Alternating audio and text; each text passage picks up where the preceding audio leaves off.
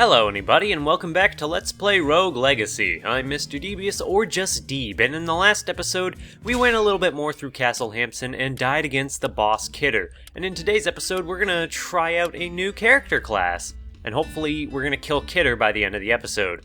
So in the last episode, we unlocked a class called the Miner, which is, they're very weak, but they get huge gold bonuses, so that's really nice. And they also have a trait called Eidetic Memory, where you remember things with extreme clarity, which means you get more stuff chosen on the map.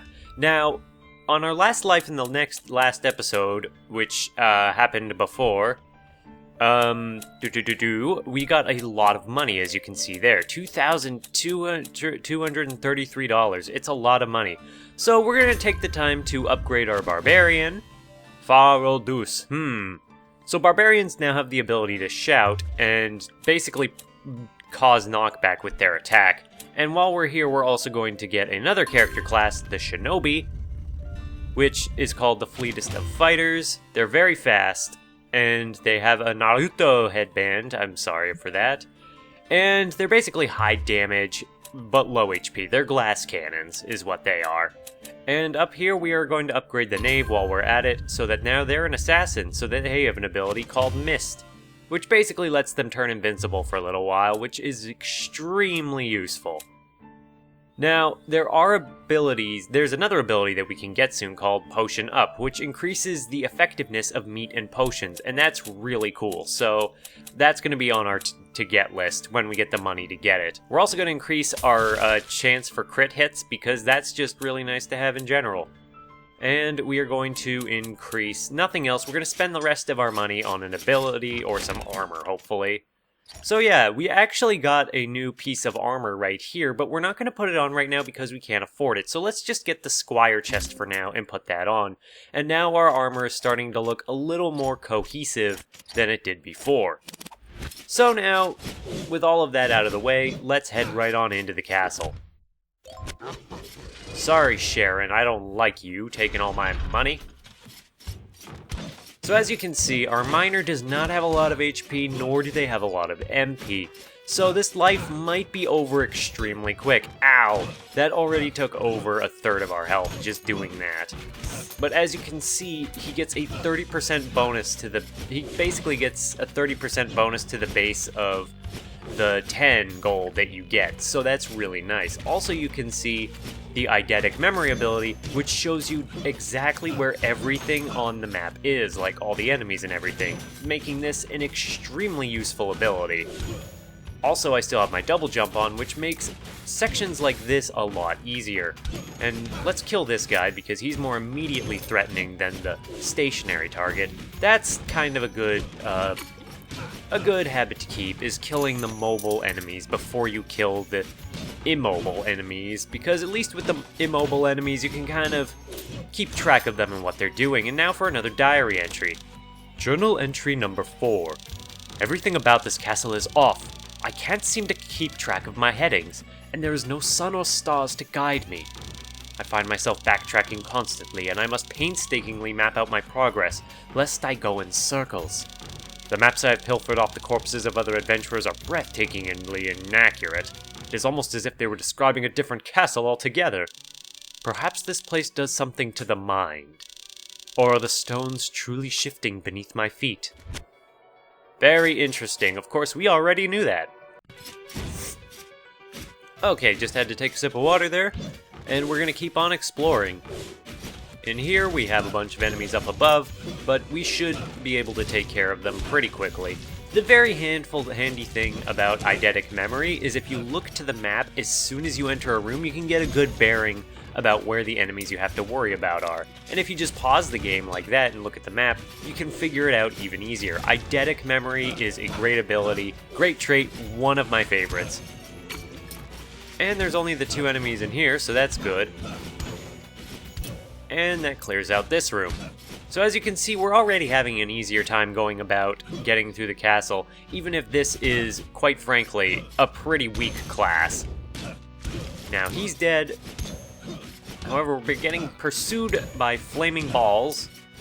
I can't take many more hits, is the thing, so you have to be careful with the miner. but they get you so much money that it's just a good idea to pick it usually when you get it, because he can level you up a lot faster and make you just have an easier time in general, unless you're so good at the game to begin with that you don't need any level ups, but then it'll just take forever to kill anything because your damage will be so low. So, you know, that's how that balances out. Here we have ourselves a warp point, and if I had to guess, this is going to lead us into the Maya. Yep, this spooky Maya, which is very dangerous. Okay, we're not hanging around here. I was gonna check to see if there were any treasure chests we could grab real easily. That's the only reason I might duck into areas in advance, is just to see if there are treasures I can get. And if not, well, then I'll just, you know, deal with it. Hello, skeleton man. Don't throw your bones at me from across the room. And we are not going to get killed by a Doomvis because we are better than that. As you can see across the room, there's another guard box that is shooting at us, and a skeleton, but none of them are too big of a deal. So onward we march, and down we go. Looks like we just need to go down to the bottom floor now and then go through there. And thankfully, as we can see, there are still these two things in here, so we know they're ahead. By the way, the portraits on the walls display characters from the game, but also the development team. That's one of the musicians right there. So yeah. There were actually, I think, two people specifically, or like two groups contacted in order to do the sound design on this game. And I mention that because, well, to be quite frank, there are a couple sets of track that don't sound quite in tune with each other. They sound like they were done by different musicians, and that's why. One of the groups names their music more specifically after aquatic animals, and we'll see that as we see like more audio tracks, names of audio tracks. I might put up on the screen what exactly the two groups are who did the audio on this. And we found a blueprint for a new helm. Also a lot of portraits in this room. Thank God they're not enemies. So as you can see, there's that fairy chest room where we can open if we kill all the enemies in there. That'll be dangerous with our current class. Okay, let's get our bearings back and clear out this room. However, you know how I feel about runes. If you don't, I feel I want to get them. Mainly is my main thing. So I'm going to go big and try to get them. I'm going to try to get the things and try not to die. Okay, the important thing is that we have already kind of established a good opening here, so we already have a good basis for tackling this room. Now here we have a tier 2, one of these guys. They hurt, they're tough, they do a lot of damage. Oh boy, I'm getting cornered and that's bad. I can't take many more hits, like maybe 2 if I'm lucky. Probably 1 from certain enemies, but there are only 3 enemies left in the room, so we are almost done. If that guy hits us, we're pretty much goners. But if we look at the map, we can see we're directly above him, and he can't hit directly above him, so we're going to take advantage of that. And 1 more hit should do it. Yes! Huh, that actually went a lot better than I thought it would. Clearly, I just need to have more faith in myself. Now get the sprint rune for the bracers. And in here, there's nothing. Of course, as you get further in the game, it gets increasingly easy to get the runes, complete the rune challenges. Like, because you become stronger, obviously, you're going to have a much easier time dealing with each of the challenges at hand, especially with, like, the platforming challenges as you get more abilities. Now, here's a fun one. You just have to get to the end of this without taking damage. And unfortunately, I took damage. So, as you could see, this room had vertical green platforms, and I just was careless and I got hit. Now, I could challenge the boss, in which case I would die in 1 hit very quickly, so I'm not going to do that and just kind of get the most gold that I can before I do die, because I'm pretty sure that this run is about to come to an end. Nope. Not at the hands of these small eyeballs, though. These small kidders, if you will. Frostin, you can go die. And that's all the enemies in this room. There's only 2 enemies in this room to defeat, but sometimes the fairy chests will do this, where they'll be like, oh, you can't reach them normally. You need to either get over there through a secret tunnel, or have an attack that lets you get over there. And as you can see, I just don't have anything to get in there and take care of that. Now, does this lead into the underground? No, it leads into the forest, and we're not going to go in there, because there's no treasure immediately available, and we'll just immediately die. So that just leaves the question of what's under this main chamber before we go on and take on the boss. Oh boy. This room is a big old trap. And we're not falling into it though, because I have keen eyes. Always look for those wall traps if you can. Oh boy. Take care of you. And take care of you. In general, the eyeballs don't ever really get too bad. Even their upgraded versions, if you keep moving, they're not too tricky to deal with.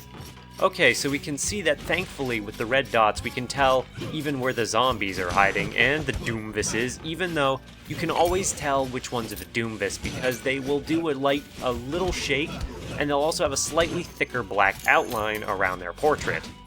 I'm actually having a really good run with this miner character. And this, I'm gonna guess, is gonna go down into the Land of Darkness, which we are not going to stick around in. Why did I waste my mana?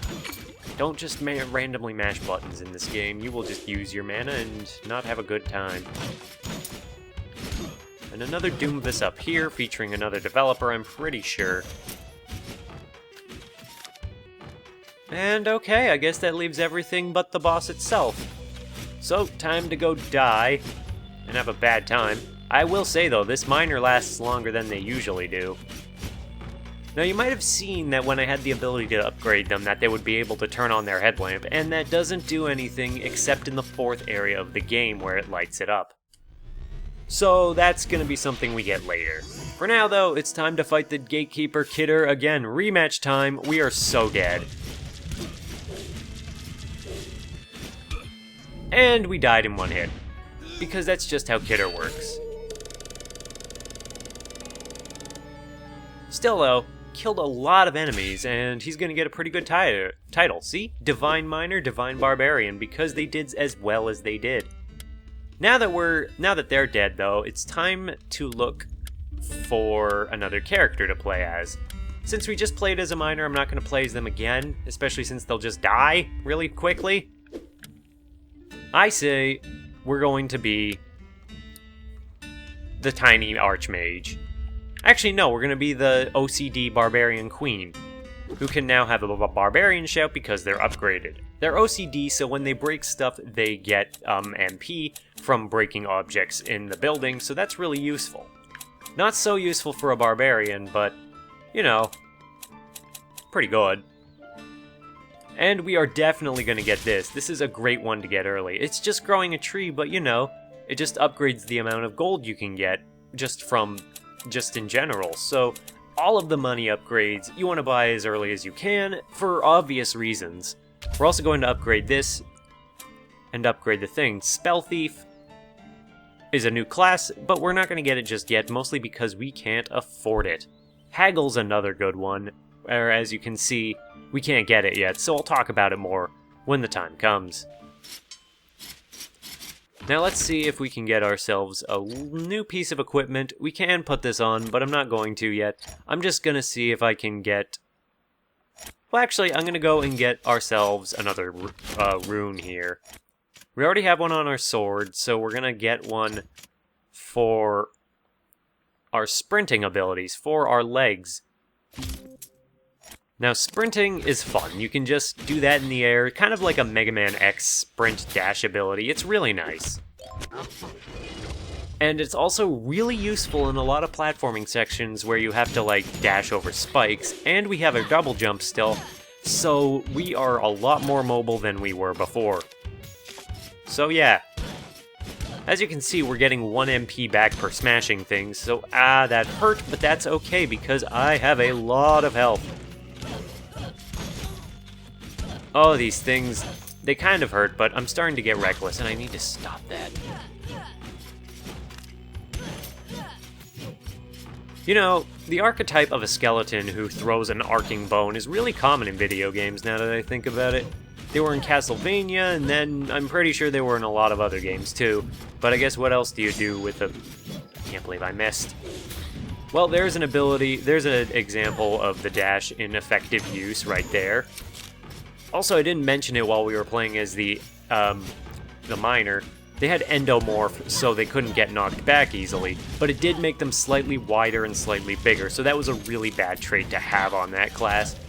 And that's why I look all of a sudden smaller with this character. I like Gigantism because it's hilarious and huge, and you get a huge upgrade to the swing of your sword, but I don't like Endomorph because it makes you really easy to juggle before the enemy, and it increases your hitbox, but it doesn't increase your sword so much for it to be a big advantage, I'm pretty sure. Now let's try out our ability, which basically knocks back enemies and just... It also destroys projectiles that get near you, so it's a good way to just clear off attacks that you know you're not going to have a chance to avoid. We're just going to run on through this room and just... Well, there's a guard box on the other side over there, and it hit us. Thankfully, the Barbarian is all about taking hits, so I'm not too worried, especially since the healing meats will do a lot of healing, which should be obvious if you've been paying attention up to this point. Or if you're just tuning in, hi, I'm Mr. Devious, or just Deeb. However, this should be particularly interesting. We just need to... Well, we almost made it down without taking a hit, but we only took a couple more. Now this ought to be interesting. We just gotta do this and that and that. That hurts, but it's okay because we got a lot of money out of that. Again, I try to clear out the castle as much as I can, but when I find Kidder, if I find Kidder in good health, I'll try to fight him just as I am. Which is just to say, I think I can take him down with this character if I go in with a decent amount of health. I got really close last episode with my other barbarian character, so I'm feeling pretty good about that. This room is just kind of annoying because it's pretty... Well, as you can see, it's got a more bullet helly nature to it. In rooms like this, it's actually might be... I know I said before to take care of mobile enemies before stationary ones, but in rooms like this, where the mobile enemies can't necessarily get to you easy, it's sometimes better to take care of the mobile or the stationary enemies that keep impeding your progress in general. As so, now that this room is cleared out, we didn't really have a reason to clear it out at all. Well, thanks for that. Thank you so much. I'm gonna go over this way. Just getting hit by a lot of moves. Also, if you hear any rumbling, there's construction going on outside, and it's quite heavy. I can feel it from here in my chair. I don't want to go up there yet, and I didn't want to shout. I don't know why I did that. And this room will connect us back up to that room anyway, so it's not like it was a big deal. Just kind of getting a general feel for the layout of this area and what I have to worry about here.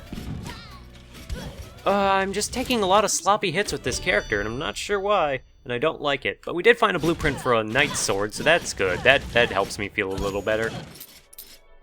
It also feels bad going to a character that doesn't have eidetic memory after you had a character that had eidetic memory because, well, you get spoiled by feeling like you can just see everything and anything, and I am just dying really badly. Thankfully we got some meat, so we recovered some HP, so that's good. There is something down there.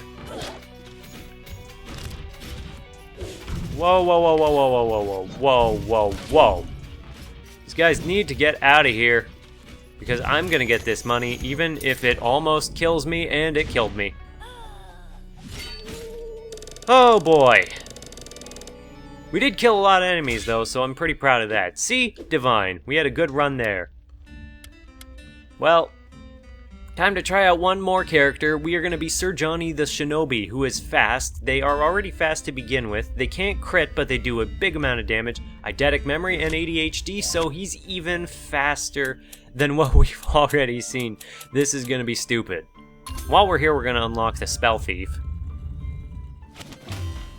And our castle is getting pretty damn big. Spell Thief drains mana from the enemies they hit, which makes them...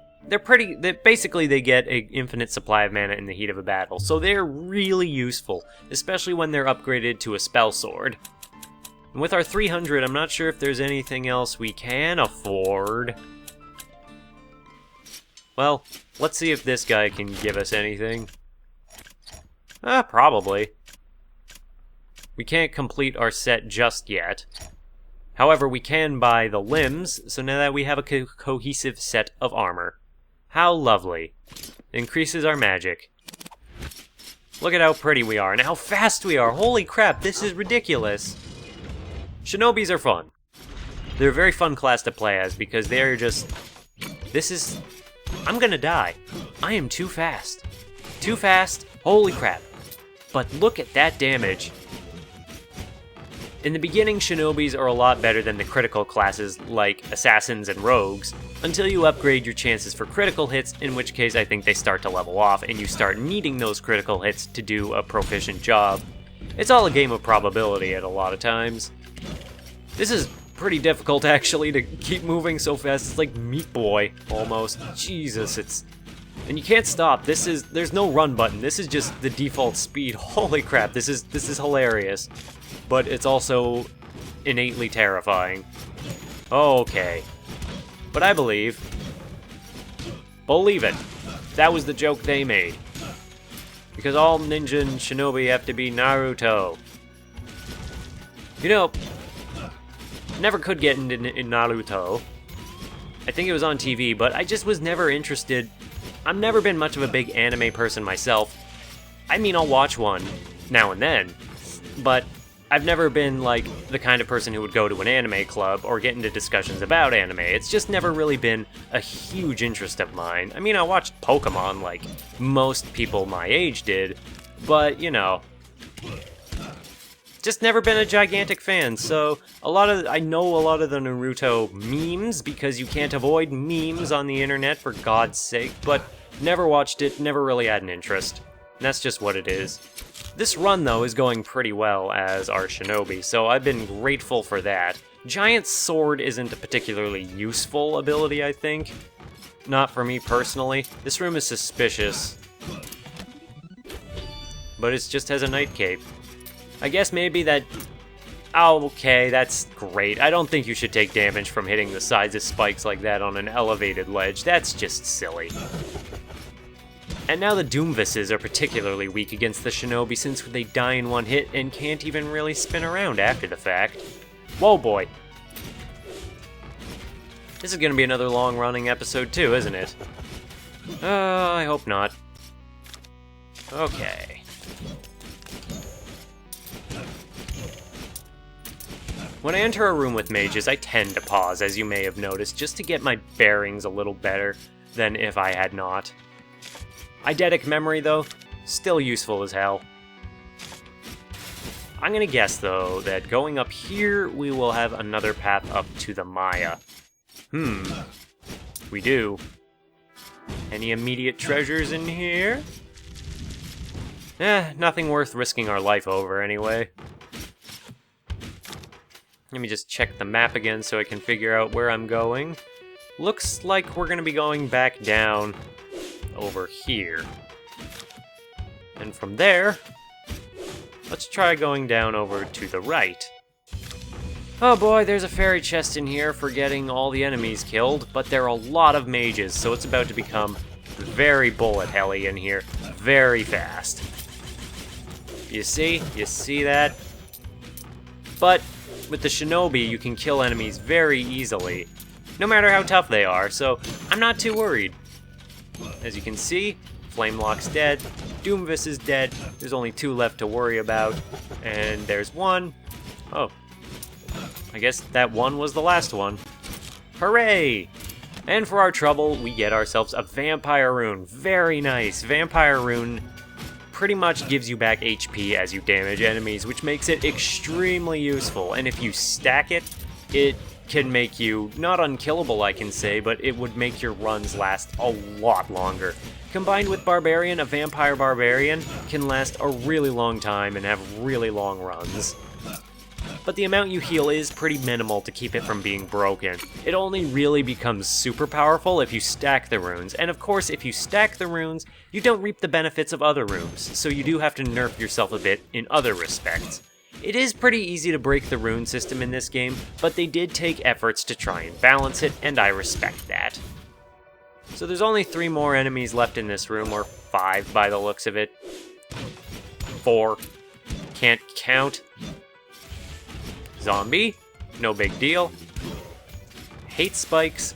There is an ability actually in this game that makes it so that spikes won't trigger when you step on them, so that's a good ability. And we got ourselves our money, so we're dead. I can't believe we died to a spike trap. Should have picked the other child. Thanks, Sir Johnny. Thank you for your vote of confidence. Well, I guess that's the end of that episode, because that was 3 characters, 3 lives, as per the rules. I'm gonna be ending it there, because otherwise this video is gonna get way too long. I thought we were gonna kill Kidder today, but I suppose not. So, hopefully in the next episode, we will take care of that. Excuse me, and thank you for watching. I'm Mr. Devious, and if you want to see what happens, then I just hope to see somebody in the next one. Bye-bye!